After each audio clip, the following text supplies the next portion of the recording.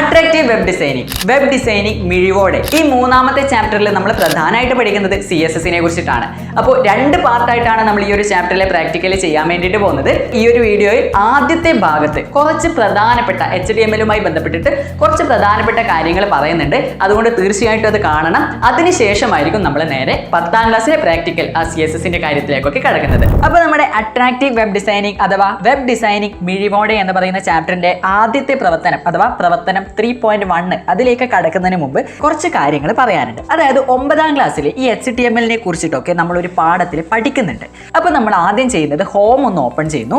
നിങ്ങളുടെ സ്കൂളിലെ ലാബിലെ കമ്പ്യൂട്ടറിനകത്ത് നോക്കിക്കഴിഞ്ഞാൽ ഹോം എന്ന ഫോൾഡറിനകത്ത് നിങ്ങൾക്ക് സ്കൂൾ റിസോഴ്സ് എന്നൊരു ഫോൾഡർ കാണാൻ വേണ്ടിയിട്ട് പറ്റും. ഇതാ ഇവിടെയായിട്ട് സ്കൂൾ റിസോഴ്സ് എന്നൊരു ഫോൾഡർ ഉണ്ട്. അത് ഡബിൾ ക്ലിക്ക് ചെയ്ത് ഓപ്പൺ ചെയ്യാം. ഇവിടെ നമുക്ക് സ്റ്റാൻഡേർഡ് 10 എന്ന് പറഞ്ഞിട്ട് നമ്മുടെ സ്വന്തം ഫോൾഡർ ഇവിടെ കാണാം. ഈ സ്റ്റാൻഡേർഡ് 10 ഓപ്പൺ ചെയ്യാം. അപ്പോൾ ഇവിടെ കുറേ ഫയൽ ഉണ്ട്, അതൊന്നും നോക്കണ്ട. നമുക്ക് ഇവിടെ വെബ് ഡിസൈനിങ് എന്ന് പറഞ്ഞിട്ടൊരു ഫോൾഡർ കാണാം. ഈ വെബ് ഡിസൈനിങ് എന്ന ഫോൾഡർ ഓപ്പൺ ചെയ്യുന്നു. അപ്പോൾ ഇവിടെ കുറച്ച് കാര്യങ്ങളുണ്ട് അല്ലേ.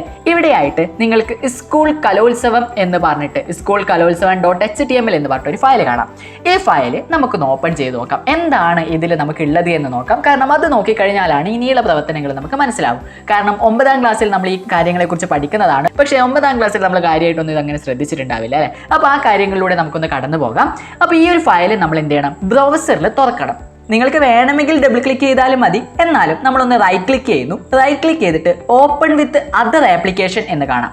ഈ ഓപ്പൺ വിത്ത് അതർ ആപ്ലിക്കേഷൻ കൊടുത്തു കഴിഞ്ഞാൽ ഇവിടെ എവിടെയെങ്കിലും ആയിട്ട് ഇതേപോലെ ഫയർഫോക്സ് വെബ് ബ്രൗസർ എന്ന് കാണാൻ പറ്റും. ഫയർഫോക്സ് തന്നെ വേണമെന്നില്ല, നിങ്ങൾക്ക് ക്രോം ഉപയോഗിക്കാം, ക്രോമിയം ഉപയോഗിക്കാം. അത് നിങ്ങളുടെ ഇഷ്ടാനുസരണം എടുക്കാം. നമുക്ക് ഫയർഫോക്സ് എടുക്കുന്നതായിരിക്കും കുറച്ചും കൂടി നല്ലത്. അപ്പോൾ ഈ ഫയർഫോക്സ് എന്നുള്ളത് ഒന്ന് ക്ലിക്ക് ചെയ്യുന്നു. എന്നിട്ട് ഇവിടെ സെലക്ട് എന്ന് കാണാം. ഈ സെലക്ട് ഒന്ന് ക്ലിക്ക് ചെയ്ത് കൊടുക്കുക. അപ്പോൾ നമ്മുടെ വെബ് പേജ് ഇവിടെ ഓപ്പൺ ആയി വന്നിട്ടുണ്ട്. ഇത് ചെറുതായിട്ടാണ് വന്നത്. ഇവിടെ നമുക്ക് മാക്സിമൈസ് ചെയ്യാനുള്ള ഒരു ഓപ്ഷൻ ഉണ്ട്. ഇത് ക്ലിക്ക് ചെയ്ത് കഴിഞ്ഞാൽ നമുക്ക് ഇതിനെ ഫുൾ സ്ക്രീൻ ആയിട്ട് മാക്സിമൈസ് ആയിട്ട് കാണാൻ പറ്റും. ഇതാണ് നമ്മുടെ വെബ് പേജ്. ഇത് നമ്മുടെ 9ാം ക്ലാസ്സിൽ ഇതിനെക്കുറിച്ച് പഠിക്കുന്നുണ്ട്. 9ാം ക്ലാസ്സിൽ പഠിച്ചത് വെച്ചിട്ട് ഏകദേശം തയ്യാറാക്കി കഴിഞ്ഞാൽ ഇത്തരത്തിലൊരു വെബ് പേജ് കിട്ടും. ഈ വെബ് പേജിൽ എന്തൊക്കെയുള്ളത് അത് നമുക്ക് നോക്കാം. ആദ്യം നമുക്ക് ഇത് ഇവിടെ മുകളിലായിട്ട് ഒരു ഹെഡിങ് കാണാം. ഇവിടെ ഒരു ഹെഡിങ് ഉണ്ട്. താഴെയായിട്ട് വെൽക്കം ടു സ്കൂൾ കലോത്സവം പേജ് എന്ന് പറഞ്ഞിട്ട് ഒരു ഹെഡിങ് ഉണ്ട്. പിന്നെ ഇവിടെ ഒരു ഇമേജ് വെച്ചിട്ടുണ്ട് അല്ലേ, ഒരു ചിത്രം വെച്ചിട്ടുണ്ട്. പിന്നെ ഈ കലോത്സവത്തിനെ കുറിച്ചിട്ട് കുറച്ച് പാരഗ്രാഫ് ഇവിടെ കൊടുത്തിട്ടുണ്ട്. ഇവിടെയൊക്കെ കുറച്ച് കാര്യങ്ങൾ ടൈപ്പ് ചെയ്ത് കൊടുത്തിട്ടുണ്ട്. അതിനുശേഷം ഒരു ടേബിൾ ഇവിടെയുണ്ട്. ആ ടേബിളിൽ ഒരു വീഡിയോയും പിന്നെ കുറച്ച് കാര്യങ്ങൾ ടൈപ്പ് ചെയ്തു. വീണ്ടും ഒരു ടേബിൾ ഇവിടെയുണ്ട്. അതിലൊരു ഓഡിയോ ഉണ്ട്, കുറച്ച് കാര്യങ്ങൾ ടൈപ്പ് ചെയ്തിട്ടുണ്ട്. ഇത്തരത്തിലുള്ളൊരു വെബ് പേജ് ഇത്തരത്തിൽ നമുക്ക് ഒരു അടിപൊളിയായി കിട്ടണമെന്നുണ്ടെങ്കിൽ ഇതിന് പിന്നിൽ കുറച്ച് HTML കോഡുകൾ ഉപയോഗിച്ചിട്ടായിരിക്കും ഇത് തയ്യാറാക്കിയിട്ടുണ്ടാവാം. അപ്പോൾ ഈ വെബ് പേജ് തയ്യാറാക്കിയിരിക്കുന്ന ആ കോഡുകൾ നമുക്കൊന്ന് എടുത്തു നോക്കാം. എങ്ങനെയൊക്കെ ഏതൊക്കെ രീതിയിൽ ടൈപ്പ് ചെയ്തപ്പോഴാണ് ഇത്തരത്തിലുള്ള ഒരു നല്ലൊരു വെബ് പേജ് നമുക്ക് കിട്ടിയത്. അപ്പോൾ നമുക്ക് ഈ ഒരു വെബ് പേജ് തയ്യാറാക്കിയിരിക്കുന്ന HTML കോഡുകൾ കാണാനായിട്ട് നമ്മൾ എന്ത് ചെയ്യണം? ഇവിടെ എവിടെയെങ്കിലും കുറച്ച് ഒഴിഞ്ഞ സ്ഥലം ഉണ്ടാവുമല്ലോ. ഈ ഒഴിഞ്ഞ സ്ഥലത്ത് ഒന്ന് റൈറ്റ് ക്ലിക്ക് ചെയ്യാം. ഒന്ന് ഒഴിഞ്ഞ സ്ഥലത്ത് റൈറ്റ് ക്ലിക്ക് ചെയ്ത് കഴിഞ്ഞാൽ ഇവിടെ വ്യൂ പേജ് സോഴ്സ് എന്ന് പറഞ്ഞൊരു ഓപ്ഷൻ കാണാം. പേജിൻ്റെ സോഴ്സ് നമ്മൾ കണ്ടുപിടിക്കാൻ വേണ്ടി പോവാണ്. ഈ പേജ് സോഴ്സ് എന്നതൊന്ന് ക്ലിക്ക് ചെയ്ത് കഴിഞ്ഞാൽ ഇവിടെ നിങ്ങൾക്ക് ഇത്തരത്തിലൊരു സാധനം കിട്ടും. ആദ്യമായിട്ട് കാണുന്നവരാണെങ്കിൽ അയ്യോ ഇതൊന്നും മനസ്സിലാവുന്നില്ലല്ലോ എന്ന് വിചാരിക്കേണ്ട. കാര്യമായിട്ടൊന്നുമില്ല, എന്നാലും കാര്യമായിട്ടുണ്ട്. കുറച്ച് കോഡുകളാണ് HTML വെച്ചിട്ടാണ് ഈ വെബ് പേജ് തയ്യാറാക്കിയിരിക്കുന്നത്. ഇത്തരത്തിലുള്ള ഈ കോഡുകളൊക്കെ മുഴുവൻ ടൈപ്പ് ചെയ്തത് കൊണ്ടാണ് നമുക്ക് ഇത്തരത്തിലുള്ളൊരു വെബ് പേജ് കിട്ടിയത്. അപ്പോൾ നമുക്ക് ഇതിലെ ചില പ്രധാനപ്പെട്ട ഭാഗങ്ങൾ കൊടുത്തിട്ടുള്ളത് ഏത് രീതിയിലാണെന്ന് നോക്കാം. ഇവിടെ കണ്ടില്ലേ, സ്കൂൾ കലോത്സവം 2016 എന്നൊരു ഹെഡിങ് ഉണ്ട്. ഈ ഹെഡിങ് എങ്ങനെയാണ് ഇവിടെ വന്നിട്ടുള്ളത് എന്ന് നോക്കാം. ഇവിടെ HTML എന്ന് പറഞ്ഞൊരു ടാഗ് ഓപ്പൺ ചെയ്തു. ഓക്കെ, HTML എന്ന് പറഞ്ഞൊരു ടാഗ് ഇവിടെ ഓപ്പൺ ചെയ്തു. ഇതിൻ്റെ ഏറ്റവും താഴെയായിട്ട് അതേ ടാഗ് ക്ലോസ് ചെയ്തിട്ടുണ്ട്. ഓക്കെ, ഈ HTML ടാഗ് ഓപ്പൺ ചെയ്തതിന് ശേഷം ഒരു ഹെഡ് ടാഗ് ഇവിടെ ഓപ്പൺ ചെയ്തിട്ടുണ്ട്. ഈ ഹെഡ് ടാഗ് ഇതാ ഇവിടെയായിട്ട് ക്ലോസ് ചെയ്തിട്ടുണ്ട്. ഹെഡ് ടാഗ് ഇവിടെ ഓപ്പൺ ചെയ്തു, അതിവിടെ ക്ലോസ് ചെയ്തു. ഈ ഹെഡ് ടാഗ് ഓപ്പൺ ചെയ്ത് ക്ലോസ് ചെയ്തതിൻ്റെ ഇടയിലായിട്ട് ഇവിടെ ടൈറ്റിൽ എന്ന് പറഞ്ഞൊരു ടാഗ് കൊടുത്തിട്ട് സ്കൂൾ കലോത്സവം എന്ന് കാണാം. ഓക്കെ, എന്നിട്ട് ഈ ടൈറ്റിൽ ടാഗ് ക്ലോസ് ചെയ്തു. അതായത് ടൈറ്റിലായിട്ട് സ്കൂൾ കലോത്സവം എന്ന് കൊടുത്തു. അപ്പോൾ എന്താണ് ഇവിടെ ഉള്ള ടൈറ്റിൽ? നമ്മുടെ വെബ് പേജ് എടുത്ത് നോക്കാം. ഈ വെബ് പേജിൽ ഇവിടെ കണ്ടോ സ്കൂൾ കലോത്സവം എന്ന്? ഇതാണ് ടൈറ്റിൽ എന്ന് പറയുന്നത്. ഓക്കെ, അപ്പോൾ ടൈറ്റിലായിട്ട് ഇവിടെ ഈ ഒരു വരി കൊടുത്തത് കൊണ്ടാണ് നമുക്ക് ഇവിടെ ഇത്തരത്തിലൊരു ടൈറ്റിൽ കാണാൻ പറ്റിയത്. ഇവിടെ ബോഡി ടാഗ് ഓപ്പൺ ചെയ്തിട്ടുണ്ട്. ബോഡി ടാഗ് ഇത്തരത്തിൽ ഓപ്പൺ ചെയ്ത് കഴിഞ്ഞാൽ പിന്നീട് ടൈപ്പ് ചെയ്യുന്ന കാര്യങ്ങളൊക്കെ നമ്മുടെ ഈ ഒരു ബോഡിയിലാണ് വരുന്നത്. ഓക്കെ, അപ്പോൾ ഇവിടെ ബോഡി ടാഗ് ഓപ്പൺ ചെയ്തിട്ട് BG കളർ ഈക്വൽ ടു എന്ന് പറഞ്ഞിട്ട് ഇവിടെ ഒരു കോഡ് കൊടുത്തിട്ടുണ്ട്. ഈ കോഡ് സൂചിപ്പിക്കുന്നത് ഈ നിറത്തെയാണ്. ഓക്കെ, ഈ പുറകിലുള്ള ഈ ഒരു നിറം കണ്ടില്ലേ, BG കളർ എന്ന് പറഞ്ഞാൽ ബാക്ക്ഗ്രൗണ്ട് കളറാണ് സൂചിപ്പിക്കുന്നത്. അപ്പോൾ ഈ ബോഡി, നമ്മുടെ ഈ ഒരു വെബ് പേജിൻ്റെ ബോഡിക്കകത്ത് ഏത് നിറം വേണമെന്ന് HTML ഉപയോഗിച്ചിട്ട് സൂചിപ്പിച്ചിട്ടാണ് ഉള്ളത്. ഈ കോഡ് കണ്ടിട്ട് അയ്യോ ഇതെന്താ സാധനം എന്ന് വിചാരിച്ചു പോകണ്ട, അത് നമ്മുടെ ഈ ഒരു കളറിനെയാണ് സൂചിപ്പിക്കുന്നത്. അതിനുശേഷം ഇവിടെ താഴെ H1 എന്ന് പറയുന്ന ഒരു ടാഗ് ഓപ്പൺ ചെയ്തത് കാണാം. ആ H1 ടാഗ് തന്നെ ഇവിടെ ക്ലോസ് ചെയ്തിട്ടുണ്ട്. ഈ H1 ടാഗ് ഓപ്പൺ ചെയ്ത് ക്ലോസ് ചെയ്തതിൻ്റെ ഉള്ളിലായിട്ട് കുറച്ച് കാര്യങ്ങൾ കൊടുത്തിട്ടുണ്ട്. അതായത് സ്കൂൾ കലോത്സവം 2016 എന്ന് ടൈപ്പ് ചെയ്ത് വരാൻ വേണ്ടിയിട്ടാണ് ഇത് കൊടുത്തിട്ടുള്ളത്. എന്നിട്ട് ഈ സ്കൂൾ കലോത്സവം 2016 എന്ന വരിക്ക് ഏത് നിറം വേണം, ഏത് ഫോണ്ട് വേണം എന്നുള്ളത് അവിടെ തന്നെ HTML ഉപയോഗിച്ചിട്ട് ഫോണ്ട് എന്ന് പറഞ്ഞൊരു ടാഗ് കൊടുത്തു. എന്നിട്ട് ആ ഫോണ്ടിന്റെ ഫേസ്, അതായത് ആ ഫോണ്ട് ഏതാണ് ഫോണ്ട് വേണ്ടത് എന്ന് കൊടുത്തു. സ്കൂൾ കലോത്സവം 2016 എന്ന വരിക്ക് വേണ്ട നിറവും പ്രത്യേകതകളും കാര്യങ്ങളൊക്കെ ഇവിടെ തന്നെ കൊടുത്തു. ഓക്കെ, എന്നിട്ട് ആ ഫോണ്ട് ക്ലോസ് ചെയ്തു, H1 ക്ലോസ് ചെയ്തു. അപ്പോൾ നമുക്ക് കാണാം ഈ H1 ഓപ്പൺ ചെയ്ത് ക്ലോസ് ചെയ്തതിൻ്റെ ഉള്ളിൽ കൊടുത്ത സവിശേഷതകൾ അടക്കമുള്ള സ്കൂൾ കലോത്സവം 2016 എന്ന് പറയുന്ന ഒരു ഹെഡിങ് ഇവിടെ വന്നിട്ടുണ്ട്. ഓക്കെ, ഈ ഹെഡിങ് ഇവിടെ വന്നിട്ടുള്ളത് എവിടെയാ? സെൻട്രലല്ലേ, ഈ വെബ് പേജിന്റെ സെൻട്രലായിട്ടാണ് വന്നിട്ടുള്ളത്. അല്ലാതെ ഈ സൈഡിലോ ലെഫ്റ്റിലോ റൈറ്റിലോ ഒന്നുമല്ല, സെൻട്രലാണ്. അതെന്തുകൊണ്ടാണ്? അതിന് ഇവിടെ ഒരു ടാഗ് കൊടുത്തിട്ടുണ്ട്, സെന്റർ എന്ന് പറഞ്ഞൊരു ടാഗ് കൊടുത്തിട്ട് കണ്ടോ. H1 സ്റ്റാർട്ട് ചെയ്യുന്നതിന് തൊട്ട് മുമ്പായിട്ട് സെന്റർ എന്ന് പറയുന്ന ഒരു ടാഗ് കൊടുത്തു. H1 ടാഗ് ക്ലോസ് ചെയ്തതിന് തൊട്ട് താഴെയായിട്ട് സെന്റർ ടാഗ് ക്ലോസ് ചെയ്തു. അപ്പോൾ സെന്റർ ടാഗ് ഓപ്പൺ ചെയ്ത് ക്ലോസ് ചെയ്തതിൻ്റെ ഇടയിൽ നമ്മൾ എന്ത് കൊടുത്താലും അതൊക്കെ തന്നെ സെന്ററിലാണ് വരുന്നത്. ഇനി ജസ്റ്റ് ഈ ഇമേജ് എങ്ങനെയാണ് ഇവിടെ വന്നത് എന്ന് പറയാം. എല്ലാ കാര്യങ്ങളും വിശദീകരിച്ച് ഒരുപാട് ടൈം അങ്ങോട്ടേക്ക് പോകും. ഓക്കെ, ആ ഇമേജ് വന്നത് ഇതാ ഈ ഒരു വരി ടൈപ്പ് ചെയ്തതുകൊണ്ടാണ്. ഇവിടെ IMGSRC എന്ന് പറഞ്ഞിട്ട് ഇതാ ഇത്ര വരെ കൊടുത്തത് കണ്ടോ, ഇത്ര വരെ കൊടുത്തത് കൊണ്ടാണ് ഈ ഇമേജ് ഇവിടെ വന്നിട്ടുള്ളത്. IMGSRC എന്ന് കൊടുത്തതിന് ശേഷം ആ ഇമേജിന്റെ പേര് അങ്ങനെ തന്നെ കൊടുത്തു. എന്നിട്ട് ആ ഇമേജ് എത്ര വലുപ്പത്തിൽ, എത്ര ഹൈറ്റിൽ, എത്ര വിഡ്ത്തിൽ കാണണം എന്ന് കൊടുത്തു. ഓക്കെ, ഇത്രയും കൊടുത്തപ്പോഴാണ് നമുക്ക് ഈ ഇമേജ് കിട്ടിയത്. അതിനുശേഷം ഇവിടെ ഒരു പാരഗ്രാഫ് കാണാൻ പറ്റും. ആ പാരഗ്രാഫ് വന്നിട്ടുള്ളത് ഈ ഒരു ടാഗ് കൊടുത്തത് കൊണ്ടാണ്. പാരഗ്രാഫിന് നമ്മൾ P ആണ് യൂസ് ചെയ്യാറുള്ളത്. P എന്നതാണ് പാരഗ്രാഫിൻ്റെ ടാഗ്. ഇവിടെ പാരഗ്രാഫ് ടാഗ് ഓപ്പൺ ചെയ്തിട്ടുണ്ട്, ഇവിടെ പാരഗ്രാഫ് ടാഗ് ക്ലോസ് ചെയ്തിട്ടുണ്ട്. ഈ പാരഗ്രാഫ് ടാഗ് ഓപ്പൺ ചെയ്ത് ക്ലോസ് ചെയ്തതിൻ്റെ ഇടയിൽ നമുക്ക് വേണ്ട പാരഗ്രാഫ് ടൈപ്പ് ചെയ്തിട്ടുണ്ട്. എന്നിട്ട് ആ പാരഗ്രാഫിന് വേണ്ട നിറവും അതിൻ്റെ ഫോണ്ടും ഇവിടെ പ്രത്യേകമായിട്ട് ഇവിടെ തന്നെ സൂചിപ്പിച്ചിട്ടുണ്ട്. ഇത്തരത്തിൽ കുറേ കാര്യങ്ങളുണ്ട്. പിന്നെ ഈ ഒരു ടാബിൾ ഉണ്ട്. ടാബിൾ കാണാൻ വേണ്ടിയിട്ട് ആ ടാബിൾ അവിടെ കൊടുക്കാൻ വേണ്ടിയിട്ട് ഇതാ ഇവിടെ ടാബിൾ എന്ന് പറഞ്ഞിട്ടൊരു ആട്രിബ്യൂട്ട് അഥവാ ടാഗ് കാണാം. ഇതാ ഇവിടെ കുറച്ച് താഴോട്ടേക്ക് വന്നു കഴിഞ്ഞാൽ ഈ ടാബിൾ ഇവിടെ ക്ലോസ് ചെയ്തിട്ടുണ്ട്. ഓക്കെ, ഈ ടാബിൾ ഇവിടെ ഓപ്പൺ ചെയ്ത് ഇവിടെ ക്ലോസ് ചെയ്യുന്നത് വരെയില്ല, ഇത്രയും ഭാഗം ടൈപ്പ് ചെയ്ത് കൊടുത്തത് കൊണ്ടാണ് നമുക്ക് ഈ വെബ് പേജിൽ ഇങ്ങനെ ഒരു സാധനം കാണാൻ വേണ്ടിയിട്ട് പറ്റുന്നത്. ഓക്കെ, അതേപോലെ അടുത്ത ടാബിൾ ഉണ്ട്. ആ ടാബിളിൻ്റെത് ഇതാ ഇവിടെ നിന്ന് തുടങ്ങിയിട്ട് ഇവിടെ ടാബിൾ ക്ലോസ് ചെയ്തു. ഇത്രയും ഭാഗം കൊടുത്തത് കൊണ്ടാണ് നമുക്ക് ഈ ടാബിളും വരുന്നത്. നമുക്ക് എന്തായാലും 10ാം ക്ലാസ്സിൽ ടാബിൾ കൊടുക്കുന്നതിനെ കുറിച്ചിട്ടൊന്നും പഠിക്കാനില്ല. ജസ്റ്റ് ആ ഒരു വെബ് പേജ് ഒന്ന് പരിചയപ്പെട്ടു, ഇതിൽ എങ്ങനെയൊക്കെ ഏതൊക്കെ എവിടെയൊക്കെ കൊടുത്തത് കൊണ്ടാണ് വന്നത് എന്ന് മനസ്സിലാക്കുക എന്ന് മാത്രം. നമ്മുടെ 3.1 എന്ന പ്രവർത്തനമാണ് ഇനി നമ്മൾ ചെയ്യുന്നത്. ഓക്കെ, അപ്പോൾ എന്താണ് CSS? ഒരു വെബ് പേജ് തയ്യാറാക്കുമ്പോൾ ആ വെബ് പേജിൽ നമ്മൾ ഈ സവിശേഷതകൾ, ഇപ്പോൾ വലിപ്പം കൂട്ടാനും ഫോണ്ട് മാറ്റാനും നിറം കൂട്ടാനൊക്കെ നമ്മൾ ഓരോ ടാഗുകൾ ഇങ്ങനെ കൊടുക്കുമ്പോൾ, ഓരോ കാര്യങ്ങൾ ഇങ്ങനെ ടൈപ്പ് ചെയ്യുമ്പോൾ അത് തന്നെ ആവർത്തിച്ച് ടൈപ്പ് ചെയ്യണം അല്ലേ. ഓരോ ഹെഡിങ്ങിനും നമ്മൾ നിറങ്ങൾ കൊടുക്കുമ്പോൾ അത് തന്നെ എവിടെയൊക്കെ നമുക്ക് ഹെഡിങ് ഉണ്ട് അവിടെയൊക്കെ കൊണ്ടുപോയി ടൈപ്പ് ചെയ്യണം. ഒരേ ടാഗുകളുടെയും ആട്രിബ്യൂട്ടുകളുടെയും ആവർത്തനം ഒഴിവാക്കാൻ വേണ്ടിയിട്ടാണ് പൊതുവെ നമ്മൾ CSS ഉപയോഗിക്കുന്നത്. ഇതേ CSS ഉപയോഗിച്ചിട്ട് നമുക്ക് വെബ് പേജിനെ അടിപൊളിയാക്കിയിട്ട് അട്രാക്റ്റീവ് ആക്കിയിട്ട് എടുക്കാൻ വേണ്ടിയിട്ട് പറ്റും. ഓക്കെ, CSSന്റെ full form cascading style sheet. Note ചെയ്ത് വെച്ചോ, ഷുവറാണ് ഇത് തിയറിയിൽ പലപ്പോഴും ചോദിക്കാറുള്ളതാണ്. Cascading style sheet. നമുക്കങ്ങനെ ഐശ്വര്യമായിട്ട് 3.1 എന്ന പ്രവർത്തനത്തിലേക്ക് അങ്ങ് കടക്കാം. അപ്പോൾ നമ്മുടെ 3.1 എന്ന ഫസ്റ്റ് ആക്ടിവിറ്റിയിലേക്ക് കടക്കുന്നതിന് മുമ്പ് ആ ആക്ടിവിറ്റിയിൽ നമ്മൾ ചെയ്യുന്നത് ഒരു പാരഗ്രാഫിനെ കാസ്കേഡിംഗ് സ്റ്റൈൽ ഉപയോഗിച്ചിട്ട് കുറച്ച് സ്റ്റൈലാക്കാൻ വേണ്ടി പോവാണ്. ഓക്കെ, അപ്പോൾ അതിന് മുമ്പ് നമുക്കൊരു ഫോൾഡർ ഉണ്ടാക്കാം. ആ ഫോൾഡറിലാണ് നമ്മുടെ ഈ ഒരു ചാപ്റ്ററിലെ ഫയലുകൾ മുഴുവൻ സേവ് ചെയ്യുന്നത്. അപ്പോൾ ഫോൾഡർ ഉണ്ടാക്കാനായിട്ട് ഞാൻ ഓൾറെഡി ഇവിടെ 10 day എന്ന് പറഞ്ഞിട്ടൊരു ഫോൾഡർ തയ്യാറാക്കി വെച്ചിട്ടുണ്ട്. ഈ ഫോൾഡർ ഒന്ന് ഓപ്പൺ ചെയ്യുന്നു. ഈ ഫോൾഡർ ഓപ്പൺ ചെയ്ത് കഴിഞ്ഞാൽ ഈ ഫോൾഡറിനകത്ത് ഞാനൊരു ഫോൾഡർ തയ്യാറാക്കുകയാണ്. ഇവിടെ നിങ്ങൾക്ക് നിങ്ങളുടെ പേര് വെച്ചിട്ട് ഒരു ഫോൾഡർ തയ്യാറാക്കാം, അല്ലെങ്കിൽ എന്ത് പേര് വെച്ചിട്ട് വേണമെങ്കിലും നിങ്ങൾക്ക് തയ്യാറാക്കാം. ഞാൻ ഇവിടെ ഇതിനകത്ത് ഒന്ന് റൈറ്റ് ക്ലിക്ക് ചെയ്യുന്നു. എന്നിട്ട് ന്യൂ ഫോൾഡർ എന്ന് കാണാം. ന്യൂ ഫോൾഡർ ക്ലിക്ക് ചെയ്യുന്നു. അപ്പോൾ ഒരു ഫോൾഡറിൻ്റെ പേര് കൊടുക്കാൻ പറയുന്നുണ്ട്.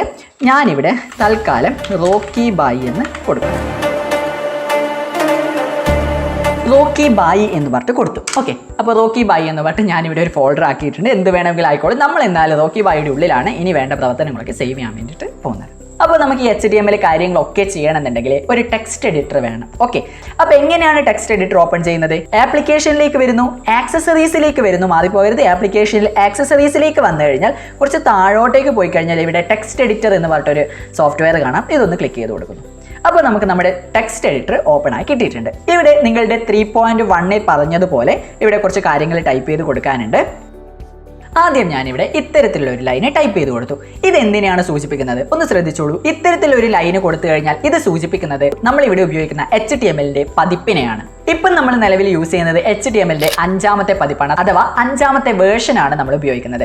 അപ്പോൾ ഈ വരി സൂചിപ്പിക്കുന്നത് HTML ഏത് പതിപ്പാണ് എന്നുള്ളതാണ്. എന്നാൽ നമ്മൾ HTML ടൈപ്പ് ചെയ്ത ഒരു വെബ് പേജ് തയ്യാറാക്കുന്ന സമയത്ത് ഈ വരി കൊടുക്കണമെന്ന് നിർബന്ധമൊന്നുമില്ല. ഓക്കെ, ഈ വരി കൊടുത്തില്ലെങ്കിലും ബാക്കി കൊടുക്കുന്നതൊക്കെ കറക്റ്റ് ആണെങ്കിൽ നമുക്ക് നമ്മുടെ വെബ് പേജ് അടിപൊളിയായിട്ട് തന്നെ കിട്ടിക്കോളും. ഓക്കെ, ഇതിന് തൊട്ട് താഴെയായിട്ട് HTML എന്ന് പറയുന്ന ഒരു ടാഗ് ഓപ്പൺ ചെയ്തു.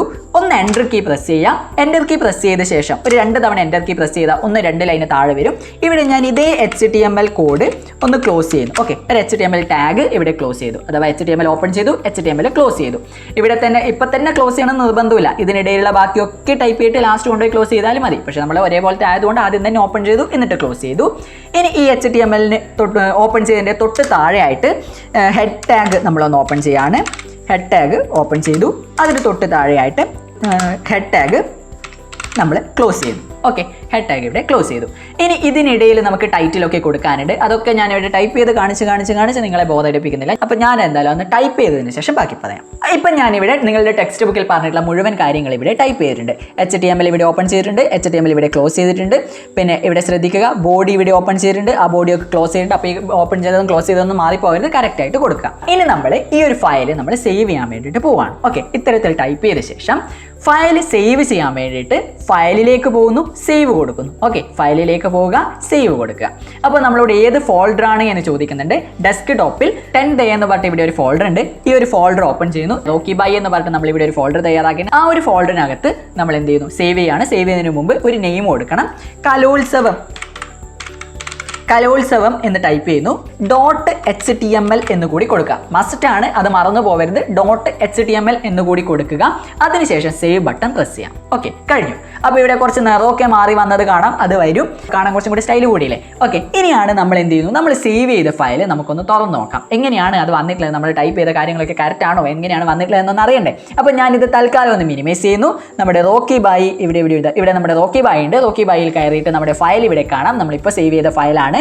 ഈ ഫയലിനെ ഒന്ന് റൈറ്റ് ക്ലിക്ക് ചെയ്യുന്നു. ഓപ്പൺ വിത്ത് അതർ ആപ്ലിക്കേഷൻ എന്ന് കാണാം. ഓപ്പൺ വിത്ത് അതർ ആപ്ലിക്കേഷൻ കൊടുക്കുന്നു. അപ്പോൾ ഇവിടെ ഫയർഫോക്സ് ഉണ്ട്. ഫയർഫോക്സ് ഒന്ന് ക്ലിക്ക് ചെയ്തിട്ട് സെലക്ട് കൊടുക്കാം. അപ്പോൾ നമ്മൾ തയ്യാറാക്കിയ ആ ഒരു പേജ് ഇതാ ഇവിടെ ഓപ്പൺ ആയി വന്നിട്ടുണ്ട്. ഓക്കെ, നമ്മളിതാ ഇതാണ് നമ്മൾ കോഡ് ടൈപ്പ് ചെയ്ത്. ഞാൻ വേണമെങ്കിൽ ഇതൊന്ന് ചെറുതാക്കിയിട്ട് ഇവിടെ വെച്ച് കാണിച്ചു തരാം. നമ്മൾ ഇത്രയും കാര്യങ്ങൾ ടൈപ്പ് ചെയ്ത് സേവ് ചെയ്തപ്പോൾ നമുക്ക് ഇങ്ങനെയാണ് നമ്മുടെ പേജ് കിട്ടിയത്. അപ്പോൾ ഇവിടെ ശ്രദ്ധിക്കേണ്ടത്, നമ്മൾ ചെയ്തിട്ടുള്ളത് നമ്മുടെ പാരഗ്രാഫിന്, ഇവിടെ പാരഗ്രാഫ് എന്ന് പറയുന്നത് ഈ മോഹിനിയാട്ടം, ഭരതനാട്യം, ഒപ്പന, തിരുവാതിര, ഇത്രയും ഈ 2 എണ്ണം ഇവിടെ പാരഗ്രാഫാണ്. എന്തുകൊണ്ടാണ്? ഇതാ ഇവിടെ നോക്കിക്കോ, പി എന്ന് പറഞ്ഞിട്ട് പി ടാഗ് എന്തിനാണ് നമ്മൾ യൂസ് ചെയ്യുന്ന? പാരഗ്രാഫിനാണല്ലോ. പി ടാഗ് ഇവിടെ ഓപ്പൺ ചെയ്ത് പി ടാഗ് ഇവിടെ ക്ലോസ് ചെയ്ത് അതിനിടയിൽ നമുക്ക് വേണ്ട പാരഗ്രാഫ് കൊടുത്തിട്ടുണ്ട്. അതേപോലെ തന്നെ ഇവിടെ ഒരു ഹെഡിങ്ങിന് ശേഷം വീണ്ടും പാരഗ്രാഫ്, മറ്റൊരു പാരഗ്രാഫ് നമ്മൾ ഇവിടെ കൊടുത്തിട്ടുണ്ട്. അപ്പോൾ ഈ 2 പാരഗ്രാഫിനും നമുക്ക് കൊടുക്കേണ്ട സ്റ്റൈൽ, അതായത് അതിന് നീല നിറം വേണം, അതിന് ഇത്ര വലിപ്പം വേണം, അതിന് ഫോണ്ടിൽ വേണം എന്നുള്ളത് സാധാരണയാണെങ്കിൽ നമ്മൾ എന്താ ചെയ്യുക? ഇവിടെ തന്നെ ടൈപ്പ് ചെയ്യും അല്ലേ? പാരഗ്രാഫിന് പി ടാഗ് കൊടുക്കും, എന്നിട്ട് ഇവിടെ തന്നെ നമുക്ക് അതിന് വേണ്ട സവിശേഷത അങ്ങ് ടൈപ്പ് ചെയ്യും. അടുത്ത പാരഗ്രാഫ് വീണ്ടും ഇവിടെ കൊടുക്കും, ഇവിടെ അതിന് വേണ്ട സവിശേഷത ടൈപ്പ് ചെയ്യും. പക്ഷെ നമ്മൾ ഇതൊന്നും ഇല്ലാതെ ഇങ്ങനെ ഓരോ സ്ഥലത്തും വീണ്ടും ആവർത്തിച്ച് ടൈപ്പ് ചെയ്യാതെ നമ്മൾ എന്ത് ചെയ്തു? ഇവിടെ മുകളിൽ ഒരു പുതിയൊരു സാധനം കൊടുത്തു. ഇവിടെയാണ് നമ്മൾ CSS ഉപയോഗിക്കുന്നത്. നമ്മുടെ ഈ ഒരു പാരഗ്രാഫ് ഇവിടെ എവിടെയൊക്കെ ഉണ്ടോ അതിനൊക്കെ വേണ്ട ഈ ഒരു സവിശേഷത നമ്മൾ ഒറ്റയടിക്ക് ഇവിടെ കൊടുത്തു. എങ്ങനെ കൊടുത്തു? ഹെഡ് ടാഗിനുള്ളിലായിട്ട്. ഓക്കെ, ശ്രദ്ധിക്കുക. ഹെഡ് ടാഗ് ഇവിടെ ഓപ്പൺ ചെയ്ത് ഹെഡ് ടാഗ് ഇവിടെ ക്ലോസ് ചെയ്ത് ഈ ഹെഡ് ടാഗിനുള്ളിലായിട്ട് സ്റ്റൈൽ എന്ന് പറഞ്ഞിട്ട് പുതിയൊരു ടാഗ് ഓപ്പൺ ചെയ്തു. സ്റ്റൈൽ എന്ന് പറഞ്ഞ ആ ടാഗ് നമ്മൾ ക്ലോസ് ചെയ്തു. അതിനിടയിലാണ് നമ്മുടെ CSS കൊടുത്തിട്ടുള്ളത്. ഓക്കെ, ഇത് മസ്റ്റാണ്. ഇതെന്തായാലും ഒന്ന് പഠിച്ചു വെച്ചോളൂ. ഈ കൊടുത്ത സാധനം ഇത് ക്രമം ഒന്നും മാറിപ്പോകരുത്, കൃത്യമായിട്ട് പഠിക്കാം. അപ്പോൾ എന്താണ് ഇവിടെ സൂചിപ്പിച്ചിട്ടുള്ളത് എന്ന് പറയാം. പി എന്ന് പറയുന്നത് നമ്മുടെ ഈ ഒരു പാരഗ്രാഫിനെയാണ് കേട്ടോ. അപ്പോൾ ഇവിടെ പി എന്ന് പറഞ്ഞിട്ട് കൊടുത്തു. അതിനുശേഷം ഒരു കേളി ബ്രാക്കറ്റ് ഓപ്പൺ ചെയ്തു. അതിനുശേഷം ഇവിടെ ഫോണ്ട് ഫാമിലി എന്ന് പറഞ്ഞിട്ട് കൊടുത്തു. ശ്രദ്ധിക്കുക, ഇവിടെ വരയൊക്കെ ഉണ്ട്, ഇതൊന്നും മാറിപ്പോവരുത്, ഇത് നിർബന്ധമാണ്, ചിലപ്പോൾ തിയറിയിലും ചോദിച്ചേക്കാം. എന്നിട്ട് ഇവിടെ ഒരു കോളൻ കൊടുത്തു. മലയാളത്തിൽ ഇതിനെ ഭിത്തിക ചിഹ്നം എന്ന് പറയാം, നമുക്ക് കോളൻ എന്ന് വിളിക്കാം. ഓക്കെ, കോളൻ എന്നാണ് ഇംഗ്ലീഷ് പറയാം. അപ്പോൾ കോളൻ കൊടുത്തു. എന്നിട്ട് ഫോണ്ട് ഫാമിലി, അതായത് ഏത് ഫോണ്ട് ആണ് വേണ്ടത് എന്നുള്ളത് ഇവിടെ ടൈപ്പ് ചെയ്ത് കൊടുത്തു. അതിനുശേഷം ഒരു സെമി കോളൻ കൊടുത്തു. ഇവിടെ ഓരോ ലൈന് കഴിഞ്ഞതിന് ശേഷം സെമി കോളൻ മസ്റ്റ് ആണ് കേട്ടോ. ഇതിനെയാണ് സെമി കോളൻ, ഒരു കുത്ത് കോമ, അതിനെ സെമി കോളൻ എന്ന് പറയും. അതിനുശേഷം കളർ എന്ന് കൊടുത്തു. ഇവിടെ നിർബന്ധമായിട്ട് ശ്രദ്ധിക്കേണ്ട കാര്യം കളറിന്റെ സ്പെല്ലിംഗ് ആണ് COLOR ആണ്, COLOUR അല്ല. നമ്മളിവിടെ ഒരു കോളൻ ഇട്ടു, എന്നിട്ട് നിറത്തിന്റെ കോഡ് കൊടുത്തു, സെമി കോളൻ കൊടുത്തു. ഫോണ്ട് സൈസ്, അതിന് എത്ര വലിപ്പം വേണം എന്നുള്ളത് ഫോണ്ട് സൈസ് എന്ന് കൊടുത്തു. കോളൻ ഇട്ടു, അതിന്റെ സൈസ് കൊടുത്തു 20 പിക്സൽ, PX എന്ന് വെച്ചാൽ പിക്സൽ ആണ് കേട്ടോ സൂചിപ്പിക്കുന്നത്. അതിനുശേഷം നമ്മുടെ കേളി ബ്രേസ് ക്ലോസ് ചെയ്തു. ഇത്രയും കൊടുത്തു. ഓക്കെ, ഇത്രയും കൊടുത്തത് കൊണ്ട് ഇവിടെ എന്ത് സംഭവിച്ചു? P എന്ന് പറയുന്ന ടാഗ് എവിടെയൊക്കെ കൊടുത്തിട്ടുണ്ടോ അതിനൊക്കെ തന്നെ ഈ ഒരു സവിശേഷതകൾ അവിടെ വന്നു. ഓക്കെ, ഈ പാരഗ്രാഫിനും ഈ സെയിം സവിശേഷത വന്നു. ഇതാണ് നമ്മൾ CSS കൊണ്ട് ഉദ്ദേശിക്കുന്നത്. ഇനി നമുക്ക് 3.2 എന്ന് പറഞ്ഞിട്ട് ചെറിയൊരു പ്രവർത്തനം തന്നിട്ടുണ്ട്, അതൊന്നും നമുക്കൊന്ന് പരിചയപ്പെടാം. ഒന്നുമില്ല, ഈ ഒരു ബോക്സ് നോക്കുക. ഈ ബോക്സിനനുസരിച്ച് നമ്മൾ ഇവിടെ മാറ്റം വരുത്താൻ വേണ്ടിയിട്ടാണ് പറഞ്ഞിട്ടുള്ളത്. ഓക്കെ, വളരെ സിമ്പിൾ ആണ്. ഇതൊന്ന് നമ്മൾ എന്തായാലും സൂചിപ്പിക്കണം, കാരണം എക്സാമിന് പൊതുവെ ഇങ്ങനെയാണ് ചോദിക്കാറുള്ളത്. ഫോണ്ട് ഫാമിലി മാറ്റം വരുത്തുക, കളർ മാറ്റം വരുത്തുക, ഫോണ്ട് സൈസ് മാറ്റം വരുത്തുക. ഫോണ്ട് ഫാമിലി മാറ്റണം. ഫോണ്ട് ഫാമിലി മാറ്റാൻ എന്ത് ചെയ്യണം? ഇവിടെ ഒന്ന് ക്ലിക്ക് ചെയ്ത് കൊടുക്കുക. എന്നിട്ട് ഒന്ന് ബാക്ക് സ്പേസ് കൊടുത്തിട്ട് സെമി കോളണും ഒന്നും ബാക്ക് സ്പേസ് കൊടുത്തു പോകരുത്. ആക്രാന്തം കാണിക്കരുത് എന്നർത്ഥം. അതായത് ഇത്തരത്തിൽ കുറേ കോഡുകൾ കാണുമ്പോൾ പെട്ടെന്ന് ചെയ്ത് തീർക്കാനുള്ള ഒരു ആവേശമോ ആക്രാന്തമോ ഒക്കെ വരുമ്പോൾ പെട്ടെന്ന് എന്തെങ്കിലുമൊക്കെ അങ്ങ് ടൈപ്പ് ചെയ്ത് പോകും. അവസാനം തെറ്റിപ്പോയിട്ട് അയ്യോ ഇതെവിടെയാ തെറ്റിയ, എവിടെയാ കോളൻ ഇല്ലാത്ത, എവിടെയാ സെമി കോളൻ ഇല്ലാത്തതെന്ന് വിചാരിച്ച് ഇങ്ങനെ നോക്കി നിൽക്കേണ്ട ഒരു അവസ്ഥ വരും. അത് നിങ്ങൾ മാത്രമല്ല ഞാനായാലും ഒക്കെ ചെയ്യുന്നത് തന്നെയാണ്. ചില കാര്യങ്ങൾ കാണുമ്പോൾ പെട്ടെന്ന് നമുക്കൊരു ആവേശം വരുമല്ലോ. അപ്പോൾ അത്തരത്തിൽ അധികം ആവേശം കാണിച്ച് കഴിഞ്ഞാൽ ശരിയാവില്ല കേട്ടോ. അത് എക്സാമിനായാലും അങ്ങനെ തന്നെയാണ്. അപ്പോൾ നമ്മുടെ ആ ഒരു ബോക്സിൽ പറഞ്ഞതുപോലെ നമ്മൾ നേരത്തെ ടൈപ്പ് ചെയ്ത് തയ്യാറാക്കിയതിൽ കുറച്ച് മാറ്റങ്ങൾ മാത്രം അവിടെ പാരഗ്രാഫിന് കൊടുത്തു. നമ്മുടെ ഈ വെബ് പേജ് ഇവിടെ ഓപ്പൺ ചെയ്ത് വെച്ചിട്ടുണ്ട്. അപ്പോൾ ഒന്നും വേണ്ട, നമുക്ക് ഈ മാറ്റം വരുത്തി ഒന്ന് സേവ് ചെയ്യാം. സേവ് ചെയ്യാനായിട്ട് ഫയലിൽ സേവ് കൊടുക്കാം. ഓക്കെ, ഫയലിൽ സേവ് കൊടുത്താൽ മതി. അപ്പോൾ ഈ ഒരു മാറ്റം വരുത്തിയത് ഓൾറെഡി സേവ് ആയി കഴിഞ്ഞു. ഓക്കെ, ഇവിടെ സേവ് ആയിട്ടുണ്ട്. അപ്പോൾ ഈ സേവ് ചെയ്തതിൻ്റെ റിസൾട്ട് നമുക്ക് കാണണമെന്നുണ്ടെങ്കിൽ നമ്മുടെ വെബ് പേജ് ഓൾറെഡി ഇവിടെ ഓപ്പൺ ചെയ്ത് വെച്ചിട്ടുണ്ടല്ലോ, അതുകൊണ്ട് ഇതൊന്ന് റീലോഡ് ചെയ്താൽ മതി. ഓക്കെ, റീലോഡ് ചെയ്യാൻ ഇവിടെ ഒരു ബട്ടൺ ഉണ്ട്. ഈ ഒരു റീലോഡ് ചെയ്യാനുള്ള ബട്ടൺ ക്ലിക്ക് ചെയ്യാം. മാറ്റം കണ്ടോ? പലപ്പോഴും എക്സാമിന് ഇങ്ങനെയാണ് ചോദിക്കാറുള്ളത്. ഓക്കെ, അപ്പോൾ കാര്യം മനസ്സിലായല്ലോ. ഓക്കെ, അപ്പോൾ പാർട്ട് 1 ഇവിടെ വെച്ച് അവസാനിക്കുകയാണ്. പക്ഷെ തീർന്നിട്ടില്ല, പാർട്ട് 2 കൂടി ഉണ്ട്. അതിന്റെ ലിങ്ക് ഡിസ്ക്രിപ്ഷനകത്തുണ്ട്. അപ്പോൾ സെക്കൻഡ് പാർട്ടിൽ കാണാം അല്ലേ? അതുവരെ it's me Darshith signing off. Good bye.